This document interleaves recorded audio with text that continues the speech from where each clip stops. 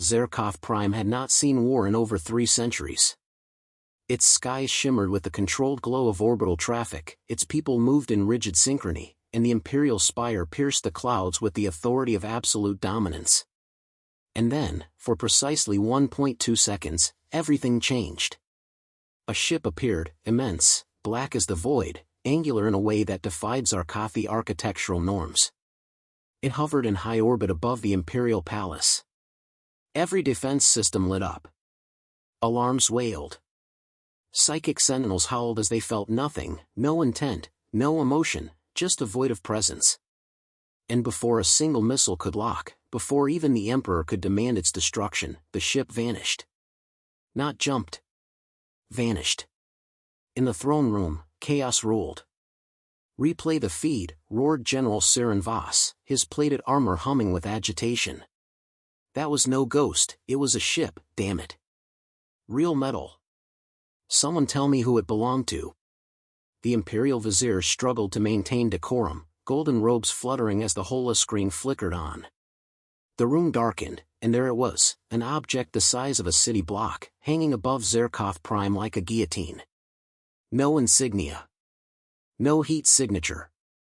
No warp trail. Not even gravitational distortion. "Impossible," muttered Admiral Sharak Thon, arms crossed, his eyes squinting at the scans. It didn't enter orbit, it simply appeared. No warning, no propulsion flare. This technology is beyond us. The room grew colder. Even the psychic conduits embedded in the throne, capable of reaching across a star system, gave off nothing but static. Emperor Zoran Valkas rose from his obsidian throne, his scarred face lit only by the flickering image of the vessel. "The last time I saw a ship that primitive," he said, voice low, "it was burning in the skies over Eos Theta during the human purge. We wiped them out. Scattered their fleets. Glassed their worlds." A nervous tremor passed through the council. "Yes, sire," said Thon carefully. "We believe them extinct. Or broken beyond spacefaring capability." "Believed," Voss growled. "They may have gone into hiding, but they clearly haven't been idle. This ship scanned our entire planetary network in less than a second. That's impossible. Even our fastest sensor arrays need 30 to 60. Not if the ship already had schematics," Thon countered. "Not if it knew exactly where to look." The Emperor sat again, slowly. His knuckles whitened on the armrest. "Do you suggest we've been observed?" "I suggest," said Thon, "that we may have underestimated the ghosts of Sol." Hours later, a classified feed arrived from Sector 10, a deep space telescope array positioned in the outer orbit of the Zerkov system. It had captured a single frame, the silhouette of a figure on the bridge of the vessel. Humanoid. Standing calmly, facing the planet. Its arms were behind its back. It wore a long coat of some kind, the fabric indistinct. Its eyes, if one zoomed in, seemed to glow faintly, as if reacting to unseen information. And the expression on its face? Smug. "This is a provocation," General Voss spat. "They want us rattled. This is psychological warfare." "They didn't fire a single shot," Thom replied. "That's the point." In the adjoining war chamber, the Imperial Council debated furiously. Emergency protocols had been initiated. Every ship across the Zarkathi fleets was placed on high alert. Sector governors demanded answers. Civilian comms channels had begun to buzz with rumors. Some said the humans had returned, others, that it was a machine god sent to punish the Empire for its sins. High Speaker Kellner, elder of the Psion philosopher caste, stood silently through it all. Finally, he spoke. "I felt nothing. Not even machine thought. Not even void rage. This ship, if it was human, has evolved beyond psychic detection. That disturbs me." Emperor Valkas looked at him sharply. "Are you saying they are immune to our mind sight?" "I am saying," Kellner said, slowly, "that they have become more than a target. They have become an equation. One we don't yet know how to solve." Down in the Imperial data sanctum, algorithms churned through terabytes of analysis. No warp signature. No thermal decay. No subspace ripples. As if the ship had never existed, except everyone saw it. It had sent no transmission. It had offered no name.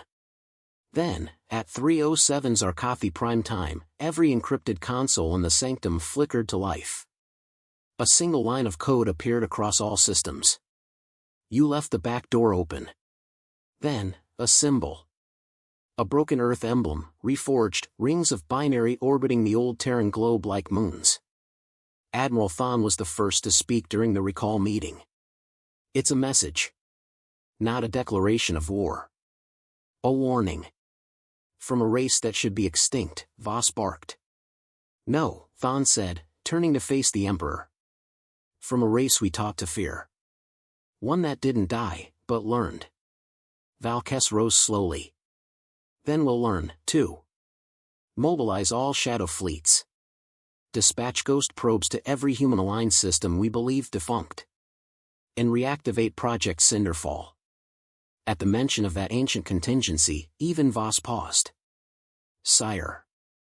Cinderfall was designed to eradicate remnants. Not this. Then upgrade it, the Emperor growled. I will not have the Empire embarrassed by a shadow. I want that ship found. I want to know if Earth lives. And if it does, I want it reminded who rules this galaxy. In a quiet monitoring station on a dead moon orbiting Zarkatha's third gas giant, two junior technicians stared at their consoles in silence. One turned to the other. Did you see the ship? I saw it, the other replied. They watched the screen where, for a moment, the ship had hovered, casting a great black shadow. You think the stories are true, the first whispered. That they went silent to learn how to win? A pause. Then the second technician smirked. No. I think they went silent to learn how to make us sweat. They laughed nervously. Outside the moon base, unseen to any Zarkathi sensor, a single human reconnaissance drone observed, recorded, and faded into the void once more. The aftermath of the mysterious ship's fleeting appearance above Zarkoth Prime sent ripples through every layer of the Empire. The Zarkathi response was swift but cautious. Dispatch stealth scouts, widen sensor sweeps, scour every shadow. The Empire needed answers. But what they found only deepened the enigma. Admiral Sharak Thon stood alone in the observation deck of the command flagship Stormreach, watching distant stars blur as the scout vessels slipped into the void. The faint glow of the Imperial throne world was a steady beacon behind him, but his thoughts were elsewhere. Sir, incoming transmission, reported Lieutenant Avel, her fingers flying across the console. Thon turned sharply. Patch it through. Static hissed for a moment before a crackling voice broke through. This is Scout Vessel Epsilon 9. We have located an artifact on the outer rim of the Vaxra system. Coordinates uploaded to your console. Requesting permission to investigate. Thon nodded. Proceed with caution. Maintain radio silence until you confirm the target. Epsilon 9 dropped silently into orbit around a barren moon, its surface scarred with ancient craters and overgrown ruins. The artifact was unmistakable, a weathered plaque carved with symbols that matched no Zarkathi dialect but bore a distinct resemblance to human iconography, an old earth eagle clutching olive branches, wings spread in defiance. The scout's sensors scanned the structure, revealing layers of encryption buried beneath the dust of centuries. Suddenly, an AI beacon flickered to life, a soft, melodic hum vibrating through the ship's systems. The beacon transmitted a simple, haunting message. We see you. Back on Stormreach, the transmission replayed endlessly. The phrase echoed through the halls of power like a silent warning. It's a message, but from whom? Asked General Voss, pacing anxiously. From the humans, Thon said quietly. They've been hiding all this time watching. Voss snorted. Watching us like prey. I say we show them they've picked the wrong galaxy to return to. Before Thon could respond, the ship's communications console flickered to life again, but this time, a holographic figure appeared in the room. It was a woman mid-30s, with sharp eyes that held both kindness and steel. She stood upright, dressed in a simple navy blue uniform, the emblem on her chest a stylized star overlaid with an ancient Earth globe. Captain Evelyn Cross, United Earth Command. Greetings, Zarkothi Empire. The hologram said, voice calm and measured. We did not choose this encounter lightly. We come not as conquerors, but as watchers. As guardians. The room went silent. Guardians? Voss repeated, suspicion dripping from his words. Humans, in their history, have survived extinction. Not because they were the strongest, but because they learned, adapted, innovated. Cross continued. Our silence was deliberate, our reappearance a test. To see if your empire could change, or if it would crumble beneath its own pride. Thawne stepped forward. Why reveal yourselves now? Cross smiled faintly. Because the galaxy has shifted. Your borders grow thin. Your enemies multiply. And we believe the era of empires ruled by fear is ending. Meanwhile, High Speaker Kellner meditated deep within the Temple of Minds. The human message troubled him. He had spent his life interpreting psychic flows, sensing the intent behind words and deeds. But humans? They were an enigma. How do you see no thought, he murmured to himself. No fear? No desire for conquest. The answer eluded him. The humans, it seemed, were not bound by the psychic webs that ensnared all other species. Their minds were a lock the Zarkothi could not pick. Days passed in uneasy silence. The Empire's intelligence teams combed ancient archives and intercepted transmissions, desperate for clues. Rumors of a lost human moon base surfaced, a relic from the last Great War, buried in the rubble of a forgotten system. Admiral Thawne authorized a covert retrieval mission. Scout Vessel Delta 7 ventured to the coordinates encoded in the beacon's final signal, a dead planet on the fringes of the Empire, its surface cracked and lifeless. There, among the ruins, lay a base long abandoned, its technology archaic yet hauntingly familiar. The team discovered an AI beacon still active in the command center. It began to project a looping message. To whomever finds this message, know that we survived. We hid, we learned, and we waited. We watched the rise and fall of empires, including our own extinction at your hands. But we did not perish. We have changed. We are ready. The transmission ended with coordinates, a point deep within the Zarkoth system itself. Back at Imperial Command, the revelation ignited debate. This is a declaration, Voss said, voice low and dark. They are not just watching. They are inside our systems. They know our secrets. No, Thawne countered. They are signaling us. They want to be found on their terms. Kellner joined the council, his eyes heavy with unspoken fears. They do not communicate as we do, he said. Their silence is a weapon, their words a puzzle. If we respond too hastily, we risk unleashing something beyond our control. As the debate raged, a cryptic transmission cracked through the secure Imperial channels. You left the back door open. It was the same phrase from the first encounter, followed by a burst of static and a final image, a cube, impossibly complex, hovering in zero gravity. The cube pulsed with shifting patterns of light and shadow, indecipherable yet undeniably alien. It's a challenge, Thawne said, eyes narrowed. A challenge that demanded a response. That night, in the quiet corridors of the Imperial Palace, Emperor Valkas stood alone on his balcony, staring up at the stars. They have returned, he murmured, voice heavy. The ghosts of Sol, alive, watching, waiting. His mind raced through memories of the old wars, the scorched worlds, the shattered fleets, the arrogant belief that humanity was finished. Perhaps it is time, he whispered, to learn what it means to face a true enemy again.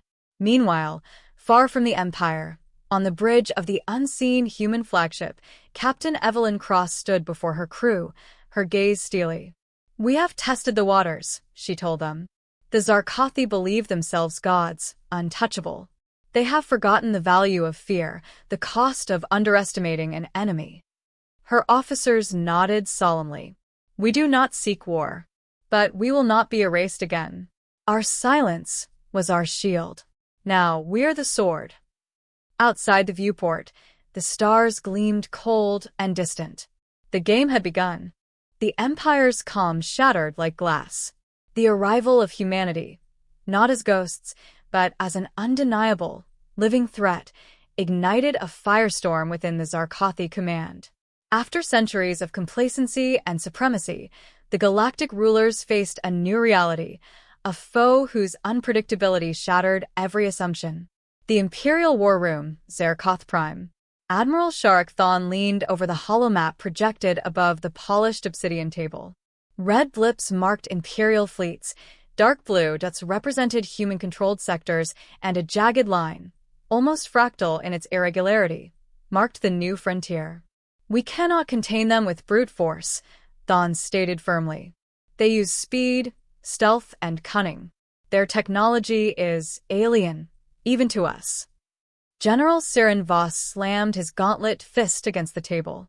Then we hit them where it hurts, supply lines, communication nodes, their weak points. Easier said than done, Thon countered. They don't fight like us. They adapt. When we expect one tactic, they've switched to another. Their ships vanish from sensors, only to appear where we least expect. Emperor Valkas stood, regal and commanding, despite the furrows deepening on his brow. We will send the Phalanx, our most elite fleet, and I will personally oversee its deployment. Enter Captain Lena Cade.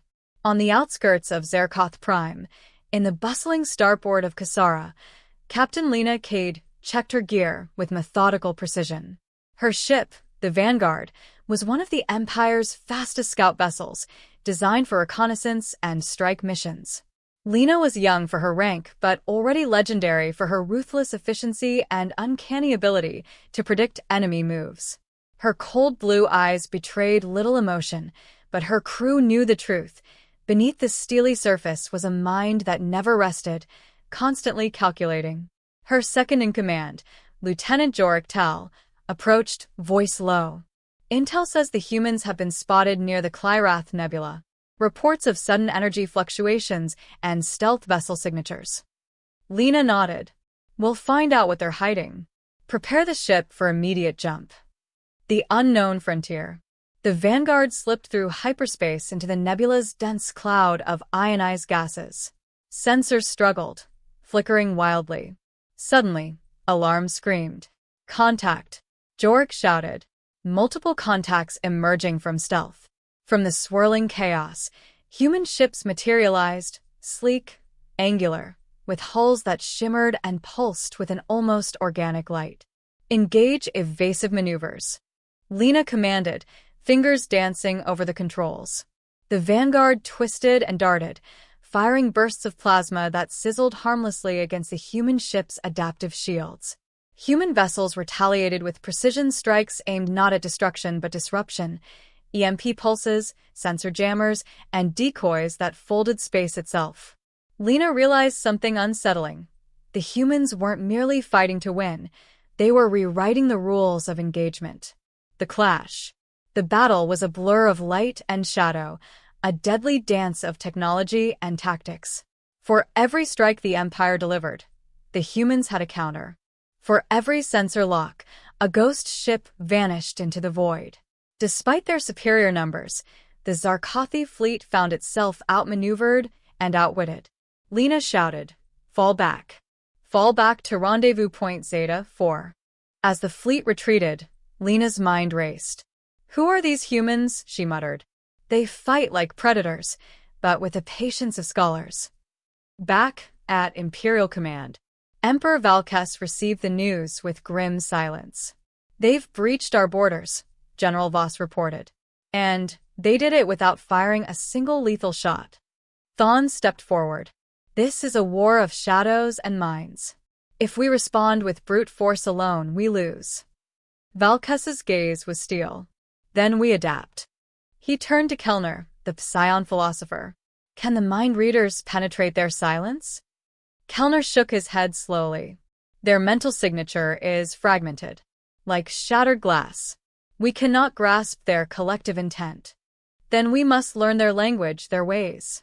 And we have no time. Humanity's perspective. On board the human flagship Resolute, Captain Evelyn Cross watched the battle data stream in. The humans had made their presence known, but not with overwhelming force. They sought to provoke, to test the Empire's limits. Cross turned to her chief strategist, Commander Malik. They expect us to be weak ghosts. Let's remind them humans are predators with claws and teeth, she said, voice sharp. Malik nodded. We've also intercepted chatter about Project Cinderfall. They're scrambling an ancient weapon. If unleashed, it could devastate whole systems. Cross's jaw tightened. We need to neutralize that threat before it can be activated. A plan of deception. Back on Zarkoth Prime, Lena Cade received secret orders from Emperor Valkes himself. Infiltrate human space, gather intelligence on their capabilities, and identify Project Cinderfall. This mission will change everything, the Emperor told her. If you fail, the Empire fails. Lena's crew prepared for the impossible. The psychological edge. As the vanguard slipped through enemy lines, Lena's mind replayed the humans' tactics. They did not rely on overwhelming firepower. They used misdirection, unpredictability, and patience. They attacked where it hurt psychologically, exploiting fear, hesitation, and pride. Lena recalled a chilling transmission intercepted days before. You left the back door open. A simple phrase, yet it shattered centuries of imperial confidence. The humans had exploited arrogance itself.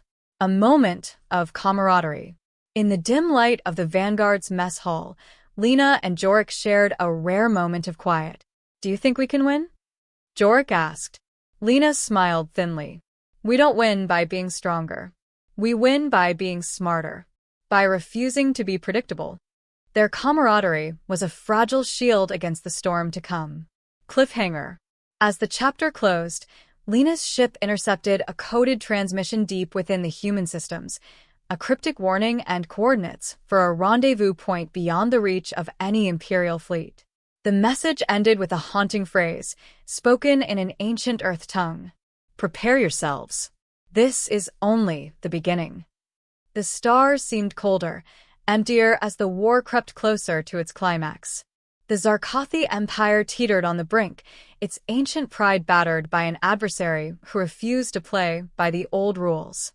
And humanity, the silent watchers turned warriors, prepared to deliver a lesson the Empire would never forget. Imperial Command, Zarkoth Prime. The calm before the storm. Admiral Sharik Thon stood in the shadowed war room, watching the latest intelligence flood in. Reports from Captain Lena Cade's covert mission revealed startling new data. The human weapon project, Cinderfall, was real and more devastating than anyone had guessed.